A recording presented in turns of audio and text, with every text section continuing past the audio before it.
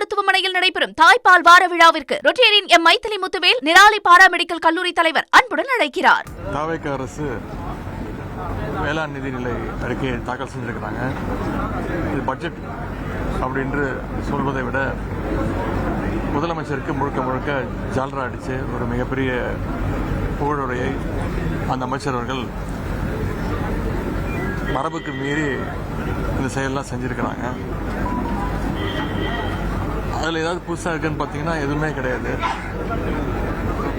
இந்த ஆட்சியில் காவிரியில் தான் தண்ணி வரல அப்படின்னு பார்த்தீங்கன்னா வேளாண் பட்ஜெட்டில் திட்டமும் எந்த விதமான ஒரு புது திட்டமும் இந்த ஆட்சியாளர்கள் அறிவிக்கிறார். எத்தனையோ பிரச்சனைகள் இருக்கின்றது. அதுவும் விவசாயிகளுக்கு கடந்த 3 மாதங்களாக பார்த்தீங்கன்னா மேகதாது அணை அந்த பிரச்சனை, பயிர்க்கடன் தள்ளுபடியில் ஏமாற்றம் அடைஞ்சிருக்கிறாங்க விவசாயிகள், குறுவை சாகுபடி செய்ய முடியாத ஒரு சூழல் போன்றவற்றால் இன்னைக்கு விவசாயிகள் இந்த ஆட்சி அமைஞ்ச நாள்லேருந்து கடந்த 3 மாதங்களாக அதிகமாக பாதிக்கப்பட்டது யாருன்னு பார்த்தீங்கன்னா விவசாயிகள் தான். எனவே அவங்களுக்கு ஆதரவாக அவங்களுடைய உரிமைகளுக்கு குரல் கொடுக்கிற விதமாக இந்த அரசுக்கு எதிர்ப்பு தெரிவிக்கின்ற விதமாகத்தான் இன்னைக்கு எங்களுடைய தலைவருடைய உத்தரவின் பேரில் திராவிட முன்னேற்ற கழகத்துடைய அனைத்து சட்டமன்ற உறுப்பினர்களும் இன்னைக்கு கருப்பு சட்டை அணிந்து எங்களுடைய எதிர்ப்பை இந்த அரசுக்கு நாங்கள் தெரிவிச்சிருக்கிறோம்.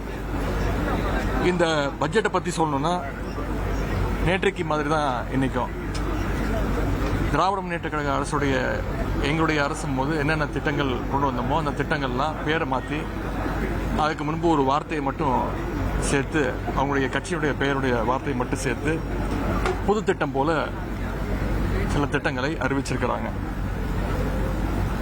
எனவே இந்த பட்ஜெட்டில் உருப்படியாக எதுவுமே கிடையாது. குறிப்பாக தேர்தல் வாக்குறுதியின் போது இருக்கக்கூடிய முதலமைச்சர் சொன்ன முக்கியமான ஒரு வாக்குறுதி 5 ஏக்கர் வரைக்கும் நிலம் வச்சிருக்கக்கூடிய எல்லாருக்கும் முழு பயிர்க்கடன் தள்ளுபடி அப்படின்னு அனைத்து அவர் கலந்துக்கிட்டதே கொஞ்சம் கூட்டங்கள் தான்.